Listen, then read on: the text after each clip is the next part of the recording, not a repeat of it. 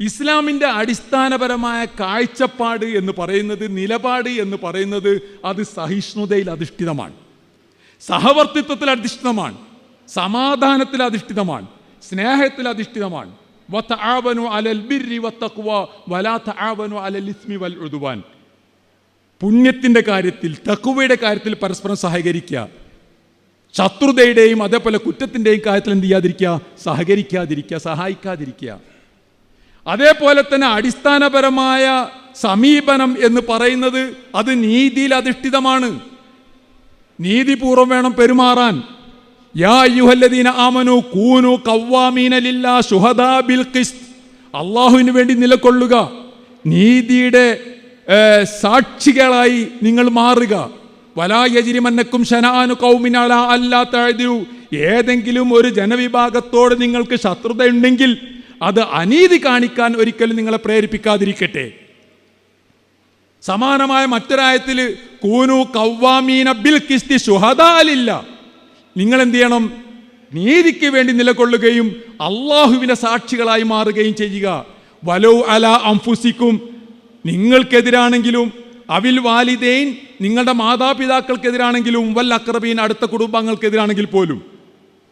നമ്മൾ നീതിപൂർവം പെരുമാറുന്നത് സ്വന്തം മാതാപിതാക്കൾക്കും നമുക്ക് തന്നെയും നമ്മുടെ അടുത്ത കുടുംബാംഗങ്ങൾക്കുമൊക്കെ എതിരാണെങ്കിൽ പോലും കുടുംബ ബന്ധമല്ല നോക്കേണ്ടത്, മറിച്ച് നീതി എവിടെയാണോ നീതിയുടെ പക്ഷത്ത് നിൽക്കണം എന്നതാണ് ഇസ്ലാമിൻ്റെ കാഴ്ചപ്പാട്. അതെല്ലാ വിഷയത്തിലും അതെ. ഇതര മതവിഭാഗങ്ങളുമായി സഹവസിക്കുമ്പോഴൊക്കെ തന്നെ ഇസ്ലാം വർഗീയതക്കെതിരാണ്. ഞാനും എൻ്റെ മതവും, ഞാനും എൻ്റെ മതവിശ്വാസികളും മറ്റു വിശ്വാസങ്ങൾ വെച്ചു പുലർത്തുന്നവരോടുള്ള അമർഷം, അവരോടുള്ള വിദ്വേഷം, അവരോടുള്ള പക, അക്രമ ആസക്തി മതം കർശനമായി വിരോധിക്കുകയാണ്. നബി സല്ലല്ലാഹു അലൈഹി വസല്ലമ സഹാബികൾക്കിടയിൽ ഇങ്ങനെയുള്ള വംശീയ വർഗീയ പരാമർശങ്ങൾ ഉണ്ടായപ്പോൾ ദഊഹ ഇന്നഹ മുൻതിന, വിട്ടേക്കും, അത് നാറുന്ന കേസാണ്. വർഗീയത പറയരുത്, വംശീയത പറയരുത്, അത് ജാഹിലിയ കാലഘട്ടത്തിലെ സ്വഭാവമാണ് എന്ന് താക്കീത് നൽകിയ വ്യക്തിയാണ്. ലൈസ മിന്നാ മൻ ദഅ ഇലാ ഹസ്ബിയ, വർഗീയതയിലേക്ക് ആരെങ്കിലും ക്ഷണിക്കുന്നുവെങ്കിൽ നമ്മിൽപ്പെട്ടവനല്ല. വലൈസ മിന്നാ മൻ ഖാതല അലാ ഹസ്ബിയ, വർഗീയതയ്ക്ക് വേണ്ടി പൊരുതുന്നവൻ നമ്മിൽപ്പെട്ടവനല്ല. വലൈസ മിന്നാ മൻ മാത അലാ ഹസ്ബിയ, ഈ വർഗീയതയുടെ പേരിൽ മരിച്ചുപോയാൽ, കൊല്ലപ്പെട്ടാൽ അവൻ നമ്മളിൽപ്പെട്ടവനല്ല എന്ന് പ്രഖ്യാപിച്ച മതമാണ് ഇസ്ലാം. എല്ലാവരോടും സഹവർത്തിത്തോടു കൂടെ പെരുമാറണം. ആരെയും നിർബന്ധിച്ച് മതത്തിലേക്ക് കൊണ്ടുവരാൻ പാടില്ല. ലാ ഇക്റാഹ ഫിദ്ദീൻ. ഞാൻ നേരത്തെ പറഞ്ഞ വസീഖത്തു മദീന, മദീന ചാർട്ടറിലും അതേപോലെ അൽ ഉഹ്ദത്തുൽ ഉമരിയ്യ എന്ന് പറയുന്ന കരാറിലുമൊക്കെ തന്നെ വളരെ അടിവരയിട്ട് ഈ കാര്യം പറഞ്ഞിട്ടുണ്ട്. ഒരാളെയും നിർബന്ധിച്ച്, ഒരു ക്രിസ്ത്യാനിയെയോ ഒരു ജൂതനെയോ നിർബന്ധിച്ച് ഇസ്ലാമിലേക്ക് കൊണ്ടുവരുന്ന പ്രശ്നമില്ല. കാരണം അങ്ങനെ നിർബന്ധിച്ച് സ്വീകരിക്കേണ്ട, പുൽകേണ്ട ഒന്നല്ല ഇസ്ലാം എന്ന് പറയുന്നത്. ഒരാളുടെ ആത്മാർത്ഥമായ സ്വയമേവ ഉള്ള ആദർശ സ്വീകരണം അല്ലെങ്കിൽ പുൽകുക, ആദർശത്തെ വരിക്കുക, അതാണ് ഇസ്ലാം എന്ന് പറയുന്നത്. സ്വന്തം ജീവിതത്തെ അള്ളാഹുവിന് വേണ്ടി സമർപ്പിക്കുക, അത് ബലാത്കാരമായി പാടില്ല. അപ്പൊ ഏതൊക്കെ രൂപത്തിലാണ് ഇതര മതവിഭാഗങ്ങളോട് പെരുമാറേണ്ടത്, സഹവസിക്കേണ്ടത്? വിശുദ്ധ ഖുർആനിൽ കൃത്യമായ മാർഗനിർദ്ദേശമുണ്ട്. എന്നിട്ട് ഇതര മതവിശ്വാസികളെ ഇസ്ലാം അവിടുത്തെ ജനസംഖ്യയുടെ അനുപാതം അനുസരിച്ച് ഭൂരിപക്ഷം മുസ്ലിങ്ങളാണോ, മുസ്ലിങ്ങൾ വലിയ ന്യൂനപക്ഷമാണോ, അല്ലെങ്കിൽ മുസ്ലിങ്ങൾ വളരെ ചെറിയ ന്യൂനപക്ഷമാണോ, അവരുടെ കയ്യിൽ അധികാരമുണ്ടോ, സ്വാധീനമുണ്ടോ, ഇത്യാദി കാര്യങ്ങളൊക്കെ പരിഗണിച്ചുകൊണ്ട് 4-5 വിഭാഗമാക്കി തിരിച്ചിട്ടുണ്ട്.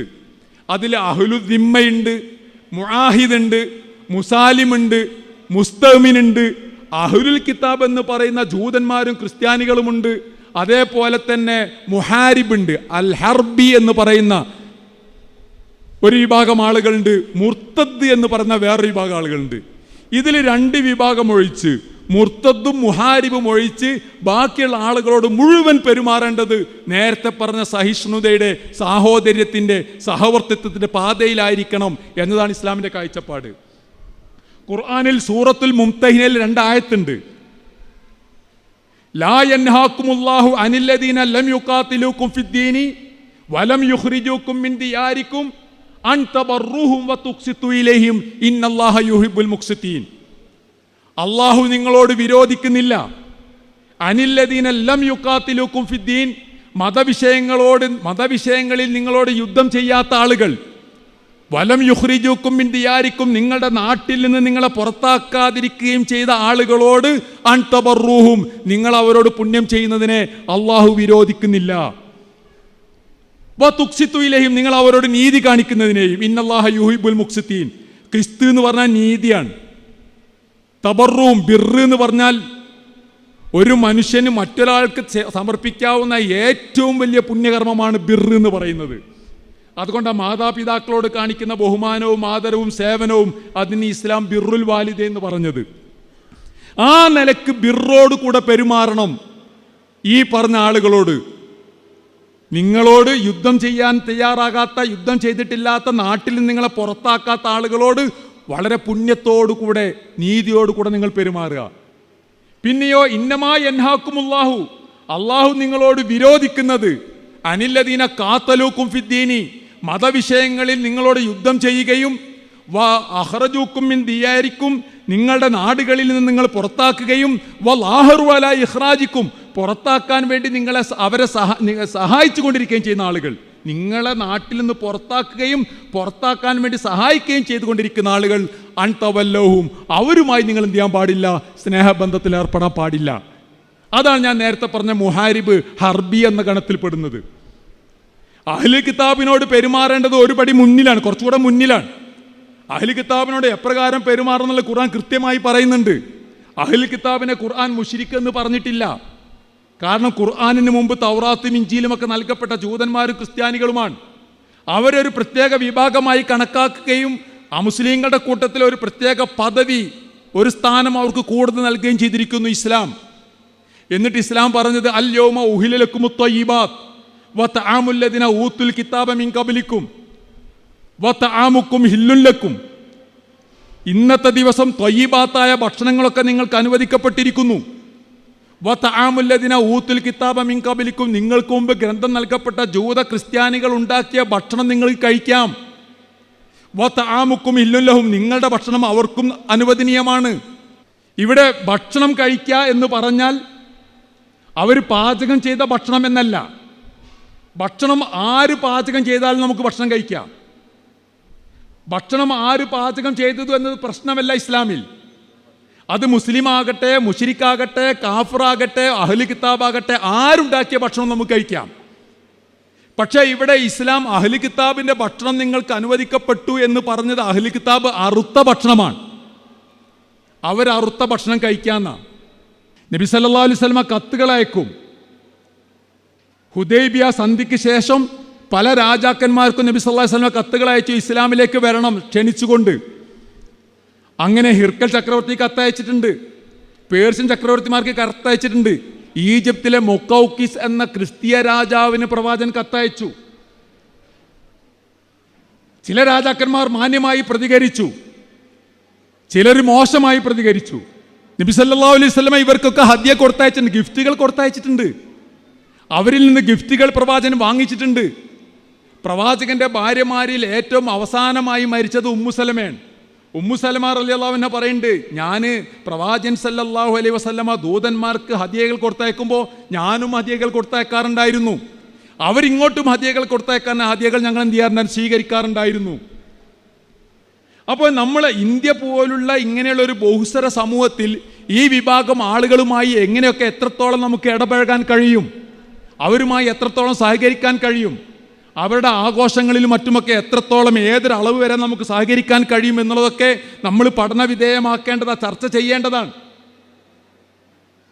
ഒരുപക്ഷെ ലോകത്തിൻ്റെ വ്യത്യസ്ത ഭാഗങ്ങളിൽ പല ആളുകൾക്കും പല വിഷയങ്ങളിലും പല കാഴ്ചപ്പാടുണ്ടാകും.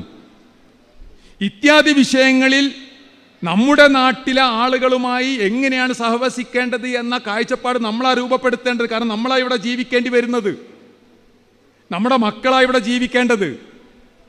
ഇന്ത്യയുടെ പശ്ചാത്തലം നമുക്കറിയാം, ചുറ്റുപാട് നമുക്കറിയാം.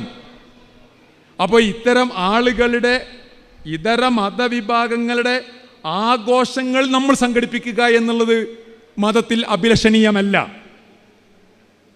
അവർ ക്രിസ്തുമസ് ആഘോഷിക്കുമ്പോൾ നമ്മൾ സ്റ്റാർ തൂക്കുന്നതോ ആ ആഘോഷത്തിൻ്റെ ഭാഗങ്ങളായി ചടങ്ങുകൾ സംഘടിപ്പിക്കുന്നതോ പാടില്ലാത്ത കാര്യമാണ്. എന്നാൽ അവരാഘോഷിക്കുന്ന സന്ദർഭത്തിൽ അവർക്ക് ആശംസകൾ അർപ്പിക്കുന്നതോ ഇനി അവർ ഭക്ഷണത്തിന് ക്ഷണിച്ചാൽ ഭക്ഷണം കഴിക്കുന്നതോ പാടില്ലാത്തതല്ല, അനുവദനീയമാണ് എന്ന് പറയുന്ന നല്ലൊരു ശതമാനം പണ്ഡിതന്മാരുണ്ട് നമ്മുടെ ഇന്നത്തെ പ്രത്യേകമായ ചുറ്റുപാടിലും സാഹചര്യത്തിലും. എത്രത്തോളം മറ്റുള്ള ആളുകളുടെ അടുപ്പവും സാമീപ്യവും, ഞാൻ നേരത്തെ പറഞ്ഞല്ലോ, ഈ ബഹുസ്വരത എന്ന് പറയുന്നത് ഒരവസരമായി ഉപയോഗപ്പെടുത്തേണ്ടതാണ്. ഇസ്ലാമിൻ്റെ സാഹോദര്യവും ഇസ്ലാമിൻ്റെ സഹവർത്തിത്വവും അതേപോലെ സ്നേഹവും ഒക്കെ തന്നെ മറ്റുള്ള ആളുകളെ ബോധ്യപ്പെടുത്താൻ കിട്ടുന്ന ഏതൊരു അവസരവും നമ്മൾ ഉപയോഗപ്പെടുത്തേണ്ടതുണ്ട്. നേരത്തെ നമ്മൾ ഭക്ഷണത്തെക്കുറിച്ച് പറഞ്ഞല്ലോ. ഖുർആനിൽ നമുക്ക് പാടില്ലാത്ത ഹറാമാക്കപ്പെട്ട ചില ഭക്ഷണങ്ങളെക്കുറിച്ച് പറയുന്നുണ്ട്. അതിൽ അള്ളാഹു അല്ലാത്തവരുടെ നാമം ചൊല്ലി അറുത്ത മൃഗങ്ങളുടെ മാംസം കഴിക്കാൻ പാടില്ല എന്നാ. അതാരാണെങ്കിൽ പോലും അള്ളാഹുവിൻ്റെ നാമം ഉച്ചരിക്കുന്നതിന് പകരം മറ്റേതെങ്കിലും ദൈവത്തിൻ്റെ പേര് ഉച്ചരിച്ചുകൊണ്ട് അറുത്ത മാംസം മുസ്ലിങ്ങൾക്ക് കഴിക്കാനേ പാടില്ല.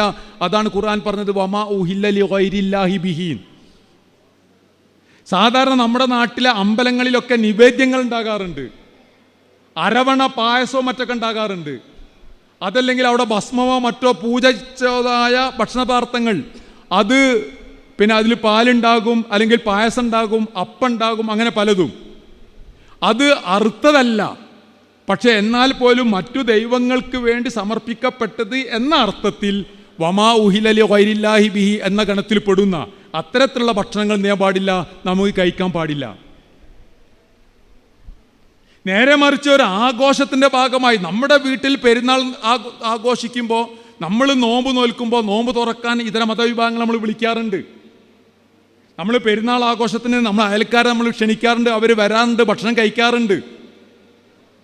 അവർക്ക് പാടില്ലാത്ത ഭക്ഷണം നമ്മൾ ഉണ്ടാക്കാറില്ല. എന്ന പോലെ തന്നെ അവരും ഇതേപോലെ ആഘോഷങ്ങളൊക്കെ ആഘോഷിക്കുമ്പോൾ നമ്മളെ ഭക്ഷണത്തിന് വിളിക്കാറുണ്ട്. വിളിക്കുമ്പോൾ നമുക്ക് പാടില്ലാത്ത ഭക്ഷണങ്ങൾ എന്ത് ചെയ്യാറില്ല, സാധാരണഗതിയിൽ അവർ വിളമ്പാറില്ല. അവർക്കറിയാം കാര്യങ്ങളൊക്കെ. അപ്പോൾ ആ നിലയ്ക്ക് അവരുടെ ആഘോഷത്തിൻ്റെ ഭാഗമായിട്ടുള്ളതാണെങ്കിൽ പോലും ഞാൻ നേരത്തെ പറഞ്ഞ അള്ളാഹു അല്ലാത്തവർക്ക് വേണ്ടി സമർപ്പിക്കപ്പെട്ടതല്ലാത്ത രൂപത്തിൽ സാധാരണഗതിയിൽ അവരുടെ വീട്ടിൽ പാചകം ചെയ്ത ഭക്ഷണമാണെങ്കിൽ, ഈ പറഞ്ഞ രൂപത്തിൽ അറവിൽ നേരത്തെ പറഞ്ഞ അള്ളാഹു അല്ലാത്തവരുടെ പേരിൽ അറുക്കപ്പെട്ടതല്ലാത്ത ഭക്ഷണമാണെങ്കിൽ അത് കഴിക്കുന്നതിന് വിരോധമില്ല എന്നു പറഞ്ഞ ആധുനിക പണ്ഡിതന്മാരുണ്ട്. ഒരു സംഭവം പറയാം. നബി സല്ലല്ലാഹു അലൈഹി വസല്ലമയുടെ വീട്ടിൽ ബരീറ എന്ന് പറഞ്ഞാൽ ആയിഷ ബീവി മോചിപ്പിച്ച ഒരു അടിമ സ്ത്രീയായിരുന്നു. അവരെ ആയിഷ ബീവിയാണ് എന്ത് ചെയ്തത്, അവരെ മോചിപ്പിച്ചത്. അപ്പോൾ ഒരിക്കൽ ബരീറക്ക് സദക്ക ഇനത്തിൽ കുറച്ച് മാംസം കിട്ടി. അപ്പോൾ നബി സല്ലല്ലാഹു അലൈഹി വസല്ലമ വളരെ വിശന്നിട്ട് വീട്ടിൽ വരികയാണ്. വീട്ടിൽ വന്നപ്പോൾ ആയിഷ ബീവിയോട് ചോദിക്കുന്നുണ്ട്, നമ്മുടെ ഭക്ഷണം കഴിക്കാൻ എന്തെങ്കിലും ഭക്ഷണം ഉണ്ടോ ഇല്ലേ? അവൻ പറഞ്ഞു ഭക്ഷണമൊന്നുമില്ല. കാരണം നബി സല്ലല്ലാഹു അലൈഹി വസല്ലമക്ക് ബനു ഹാഷിം കുടുംബത്തിന് സദക്ക പാടില്ല. അപ്പോൾ നബി സല്ലല്ലാഹു അലൈഹി വസല്ലമക്ക് എന്ത് പാടില്ല, സദക്ക ഇനത്തിൽ കിട്ടിയ മാംസം കഴിക്കാൻ പാടില്ല. അപ്പോൾ നബി സല്ലല്ലാഹു അലൈഹി വസല്ലമ പറയുന്നുണ്ട്, ആയിഷ ബീവി പറയുന്നുണ്ട്, ആകെ നമ്മുടെ വീട്ടിലുള്ളത് ബരീറക്ക് സദക്ക ഇനത്തിൽ കിട്ടിയ ഭക്ഷണം മാത്രമാണ് ഇവിടെ ഉള്ളത്, അത് നിങ്ങൾക്ക് പാടില്ലല്ലോ എന്ന് പറഞ്ഞപ്പോൾ നബി സല്ലല്ലാഹു അലൈഹി വസല്ലം പറഞ്ഞു, ആ ഭക്ഷണം എടുത്തോളൂ, അത് ബരീറക്ക് സദക്ക ഇനത്തിൽ കിട്ടിയതാണ്. ബരീറ നമുക്ക് തന്നത് സദക്കയായിട്ടല്ല, ഹദിയയായിട്ടാണ്. അവർക്ക് കിട്ടിയത് സദക്കയാണെങ്കിലും അവർ നമുക്ക് തന്നത് ഒരു ഗിഫ്റ്റ് ആയിട്ടാണ്. അതുകൊണ്ട് എന്ത് ചെയ്യാം, നമുക്ക് ആ ഭക്ഷണം കഴിക്കാം എന്ന് പറഞ്ഞിട്ട് നബി സല്ലല്ലാഹു അലൈഹി വസല്ലം എന്ത് ചെയ്തു, ആ ഭക്ഷണം കഴിച്ചു എന്നാ. ആ സംഭവത്തെ ഇപ്പോൾ മറ്റുള്ള ആളുകൾ, ഇപ്പോൾ ക്രിസ്ത്യാനികളോ അല്ലെങ്കിൽ നമ്മുടെ നാട്ടിലെ ഇതര മതവിശ്വാസികളോ അവരുടെ ആഘോഷത്തിൻ്റെ ഭാഗമായി ഉണ്ടാക്കിയ ഭക്ഷണമാണെങ്കിൽ പോലും നമ്മെ അവർ ക്ഷണിക്കുന്നത് അയൽക്കാരെന്ന നിലക്കാണ്, അല്ലെങ്കിൽ സഹോദരങ്ങളെന്ന നിലക്കാണ്. അപ്പോൾ ആ നിലക്കുള്ള സാഹോദര്യ ബന്ധം നമുക്ക് നിലനിർത്താവുന്നതാണ് എന്നാണ് പണ്ഡിതന്മാർ ഈ വിഷയമായി സൂചിപ്പിക്കുന്നത്. നമുക്കറിയാലോ, ഞാൻ അവസാനിപ്പിക്കുകയാണ്, നമുക്കറിയാം നമ്മുടെ ഇന്ത്യയുടെ അവസ്ഥ. ഈ ഒരു ചുറ്റുപാടിൽ നമ്മുടെ സാമൂഹിക ഉത്തരവാദിത്വം പരമാവധി നമ്മൾ എന്ത് ചെയ്യുക, നിർവഹിക്കാൻ ശ്രമിക്കുക. നമ്മുടെ ഈമാൻ നമ്മൾ മുറുകെ പിടിക്കുക, നമ്മുടെ വിശ്വാസം മുറുകെ പിടിക്കുക, നമ്മുടെ ആരാധനകളും അതേപോലെ തന്നെ മറ്റു നടപടിക്രമങ്ങളുമൊക്കെ കൃത്യമായി നമ്മൾ പാലിക്കുക. അതോടൊപ്പം തന്നെ സമൂഹത്തിൽ നല്ല പൗരന്മാരായി നമ്മൾ ജീവിക്കാൻ ശ്രമിക്കുക. സാമൂഹിക നന്മ, ദാനധർമ്മം, നീതി, ഇതൊക്കെ നമ്മുടെ ജീവിതത്തിൽ നമ്മൾ പുലർത്തുക. ഇതര മതവിഭാഗങ്ങളുമായി നല്ല ശീലവും അതേപോലെ മാന്യതയും വെച്ച് പുലർത്താൻ നമ്മൾ ശ്രദ്ധിക്കുക. എന്തെങ്കിലുമൊക്കെ അഭിപ്രായ വ്യത്യാസങ്ങളുണ്ടെങ്കിൽ അത് പരസ്പരം ബഹുമാനത്തോടെ സംവാദത്തിലൂടെ അത് പരിഹരിക്കാൻ ശ്രമിക്കുക. അകൽച്ച ഇല്ലാതെയാക്കുക. കാര്യങ്ങൾ തുറന്ന് ചർച്ച ചെയ്യുക എന്നുള്ളതാണ് പ്രശ്നപരിഹാരത്തിൻ്റെ വഴി. സത്യത്തിൽ നമ്മൾ എന്ത് ചെയ്യുക, സഹകരിക്കുക, നീതിയിൽ സഹകരിക്കുക, പുണ്യത്തിൽ സഹകരിക്കുക, കുറ്റത്തിലും അതിക്രമത്തിലും സഹകരിക്കാതിരിക്കുക. സമൂഹത്തിലെ പൊതുപ്രശ്നങ്ങളുണ്ട്, ദാരിദ്ര്യം, അതേപോലെ വിദ്യാഭ്യാസമില്ലായ്മ, അങ്ങനെ തുടങ്ങി നാട്ടിൻ്റെ പുരോഗതിയുമായി ബന്ധപ്പെട്ട വിഷയങ്ങൾ. അവിടെയൊന്നും യാതൊരു മതമോ ജാതിയോ നോക്കാതെ ഒരു സമൂഹത്തിലെ പൗരന്മാർ എന്ന നിലയ്ക്ക് എല്ലാവരും എന്ത് ചെയ്യുക, സഹകരിച്ച് മുമ്പോട്ട് പോവുക. ഇന്ത്യ പാരമ്പര്യമായി വിവിധ സംസ്കാരങ്ങളെ ഉൾക്കൊണ്ടിരുന്ന ഒരു രാജ്യമാണ്. മുഗളന്മാരോ അതല്ലെങ്കിൽ മറ്റു ഡൽഹി സുൽത്താനേറ്റോ ഒക്കെ തന്നെ ഇന്ത്യ ഭരിച്ചിരുന്ന കാലഘട്ടത്തിലോ പിൽക്കാലഘട്ടത്തിലൊക്കെ തന്നെ മുസ്ലിങ്ങളും ക്രിസ്ത്യാനികളും ഒക്കെ വളരെ ഐക്യത്തിലാണ് കഴിഞ്ഞുകൂടിയിരുന്നത്. പക്ഷെ അവർക്കിടയിൽ അകൽച്ച ഉണ്ടാക്കാൻ ശ്രമിച്ചത് ബ്രിട്ടീഷുകാരാണ്. അതിനവർക്ക് സ്വാർത്ഥമായ ചില ലക്ഷ്യങ്ങളുണ്ടായിരുന്നു. ഇന്ത്യയിലെ ജനങ്ങളെ ഭിന്നിപ്പിച്ച് അവർക്ക് പരമാവധി ഭരണം നീട്ടിക്കൊണ്ടു പോവുക എന്നതായിരുന്നു അവരുടെ ലക്ഷ്യം. അപ്പം അങ്ങനെ ഇന്ത്യയുടെ ആ പഴയ പാരമ്പര്യത്തിലേക്ക്, ആ സഹിഷ്ണുതയുടെ സാംസ്കാരികമായ വൈവിധ്യത്തിൻ്റെ ആ പഴയ നാഗരികതയിലേക്ക് അല്ലെങ്കിൽ ആ പൈതൃകത്തിലേക്ക് നമ്മുടെ രാജ്യത്ത് നമ്മൾ എന്ത് ചെയ്യണം, തിരിച്ചു കൊണ്ടുവരണം. മുസ്ലിങ്ങൾക്കും ഹിന്ദുക്കൾക്കും ഇടയിലുള്ള ആ ശത്രുതയും അകൽച്ചയും ഇല്ലാതെയാക്കാൻ നമ്മൾ ശ്രമിക്കുക. ഇന്ത്യയിൽ മതേതരത്വമില്ലാതെ മുമ്പോട്ട് പോകാൻ കഴിയില്ല. ഇന്ത്യ ഒരു ജനാധിപത്യ രാജ്യമാണ്. വ്യത്യസ്ത മതവിഭാഗങ്ങളും സംസ്കാരങ്ങളും ഒക്കെ അറിയാലോ. ഉത്തരേന്ത്യയിലെ ചില സ്റ്റേറ്റുകളൊക്കെ ഒരുപക്ഷെ പരസ്പരം സദൃശമായിരിക്കാം. മറിച്ച് ഇന്ത്യയിലെ 20-ലേറെ സ്റ്റേറ്റുകൾ അവരുടെ സംസ്കാരവും ജീവിത രീതിയും വേഷവും ഭക്ഷണവും ഒക്കെ വ്യത്യസ്തമാണ്. അപ്പം അങ്ങനെയുള്ള വൈവിധ്യമാണ് ഇന്ത്യയുടെ സൗന്ദര്യം എന്ന് പറയുന്നത്. അതിനാൽ തന്നെ ആ സൗന്ദര്യം നിലനിർത്തണമെങ്കിൽ ഇവിടെ മതേതരത്വം ആവശ്യമാണ്, ജനാധിപത്യം ആവശ്യമാണ്. പക്ഷേ ഈ മതേതരത്വവും ജനാധിപത്യവും ഒരു പക്ഷേ നേരത്തെ മറ്റുള്ള മതവിഭാഗങ്ങളോട് നിശ്ചിത അകലം പാലിക്കണം, അത് നിർബന്ധമാണ്, ഇസ്ലാമിൻ്റെ വിശ്വാസത്തിൻ്റെ ഭാഗമാണെന്ന് പറയുന്ന മറ്റു നാട്ടിലെ ആളുകൾക്ക് ഈ മതേതരത്വത്തിൻ്റെ പ്രാധാന്യം അറിയില്ല. അവർക്ക് ജനാധിപത്യത്തിൻ്റെ പ്രാധാന്യം അറിയില്ല. നമ്മളൊക്കെ ഇപ്പോൾ ഈ സലഫി പ്രസ്ഥാനത്തിൻ്റെ ആൾക്കാരാണല്ലോ. ഈ സലഫി പ്രസ്ഥാനം എന്ന് പറയുന്നതിന് ലോകത്ത് പല ചേരിയാണ്, പല വിഭാഗമാണ്. അതിൽ പടിഞ്ഞാറുകാരുടെ സലഫിയത്തുണ്ട്, സലഫിയത്തുൽ ഗർബിയ എന്ന് പറയും. അറബികളുടെ സലഫിയത്തുണ്ട്, സലഫിയത്തുൽ അറബിയ എന്ന് പറയും. ഇന്ത്യക്കാരുടെ സലഫിയത്തൊന്ന് വേറെ, കേരളക്കാരുടെ സലഫിയത്തൊന്ന് വേറെയാണ്. ഇനി അറബികളുടെ സലഫിയത്ത് തന്നെ അതിൽ സലഫിയത്തുൽ വത്തനിയുണ്ട്, സലഫിയത്തുൽ തഖ്ലീദിയുണ്ട്, സലഫിയത്തുൽ ഹർക്കിയുണ്ട്, സലഫിയത്തുൽ ജിഹാദിയുണ്ട്.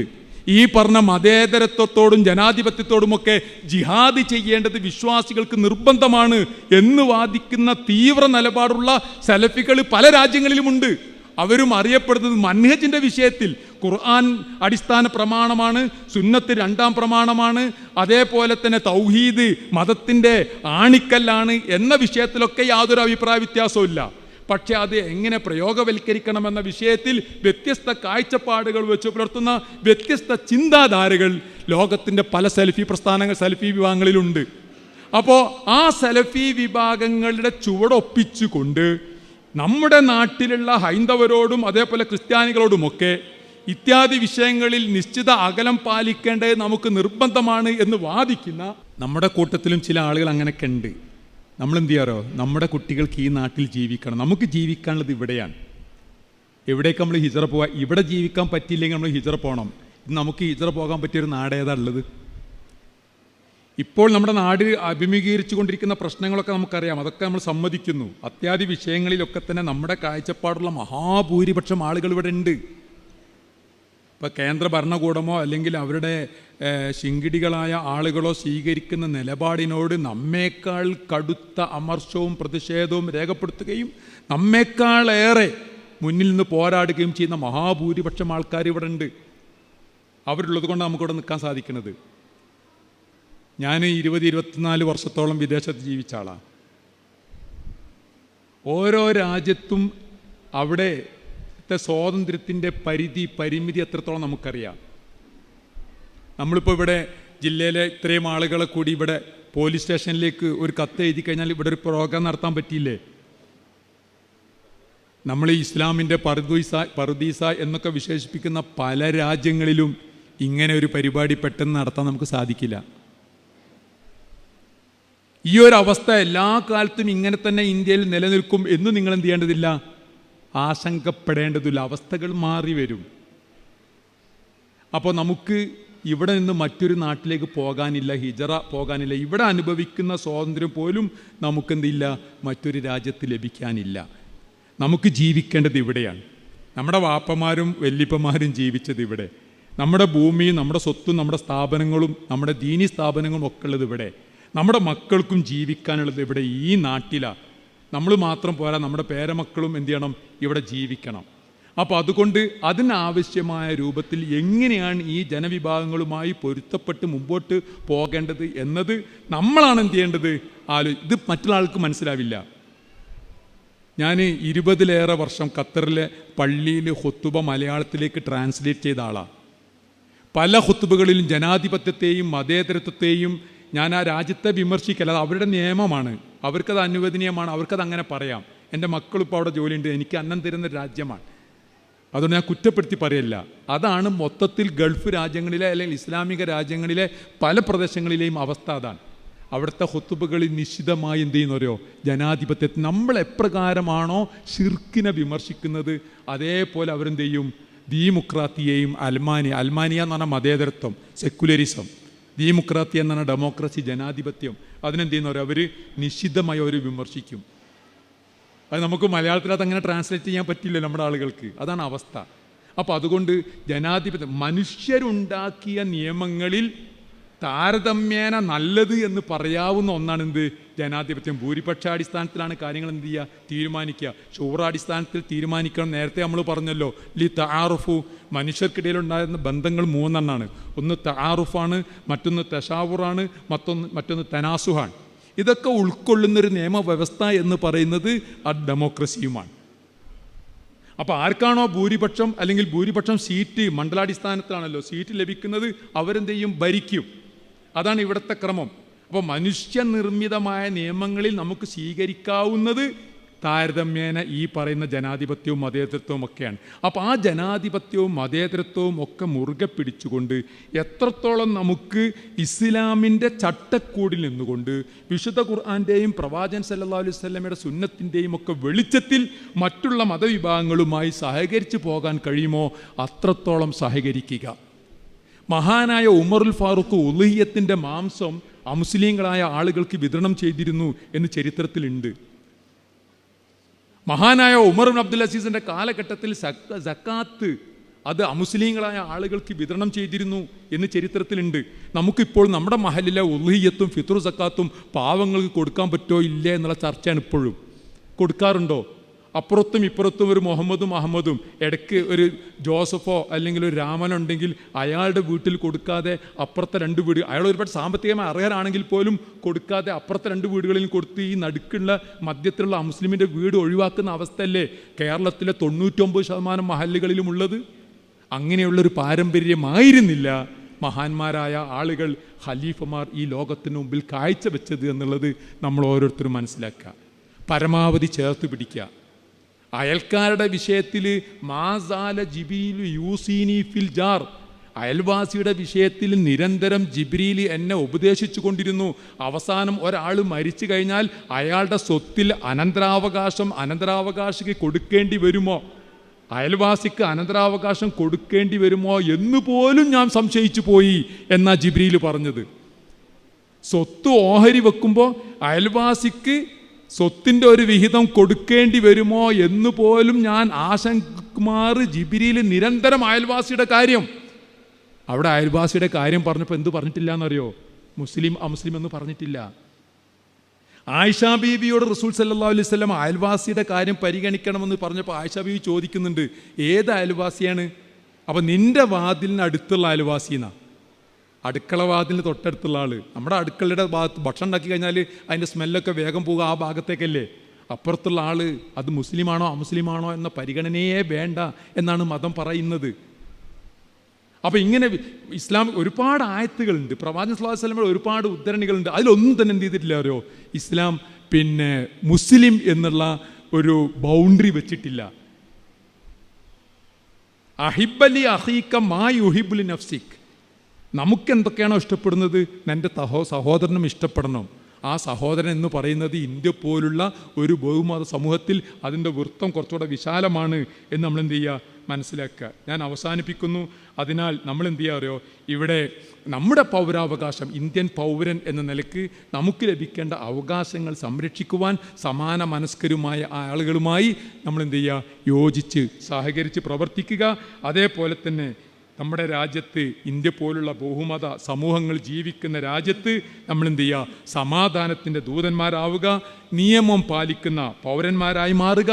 ഇവിടെ സമൂഹ നിർമ്മിതിയിൽ, നിർമ്മാണങ്ങളിൽ, സമൂഹത്തിൻ്റെ പുരോഗതികളിൽ നമ്മൾ എന്ത് ചെയ്യുക, മുന്നണി പ്രവർത്തകരായി മാറുക. ഇസ്ലാമിനെതിരെയുള്ള തെറ്റായ പ്രചാരണങ്ങളെ ജ്ഞാനത്തോടു കൂടെ, വിവേകത്തോടു കൂടെ, അറിവിൻ്റെ അടിസ്ഥാനത്തിൽ, വിചാരത്തോടു കൂടെ നേരിടുവാൻ, തീവ്രവാദപരമായിട്ടല്ല വൈകാരികമായിട്ടല്ല നേരിടാൻ നാം ഓരോരുത്തരും തയ്യാറാവുക. അങ്ങനെ ഇസ്ലാമിൻ്റെ യഥാർത്ഥ സന്ദേശം, ഇസ്ലാമിൻ്റെ സഹിഷ്ണുത, ഇസ്ലാമിൻ്റെ സഹവർത്തിത്വം, ഇസ്ലാമിൻ്റെ നീതി, ഇസ്ലാമിൻ്റെ കരുണ, ഇസ്ലാമിൻ്റെ അത്ഫ്, ദയ, അതേപോലെ വിട്ടുവീഴ്ച, അത് മറ്റുള്ള ആളുകളെ ബോധ്യപ്പെടുത്തിക്കൊണ്ട് നമ്മൾ ജീവിക്കുക. അതാണ് നമ്മുടെ മുമ്പിൽ കരണീയമായിട്ടുള്ളത്. അള്ളാഹു നമ്മെ എല്ലാവരെയും അനുഗ്രഹിക്കുമാറാകട്ടെ. വആഖിറു ദഅവാന അനിൽ ഹംദുലില്ലാഹി റബ്ബിൽ ആലമീൻ. വസ്സലാമു അലൈക്കും വറഹ്മത്തുള്ളാഹി.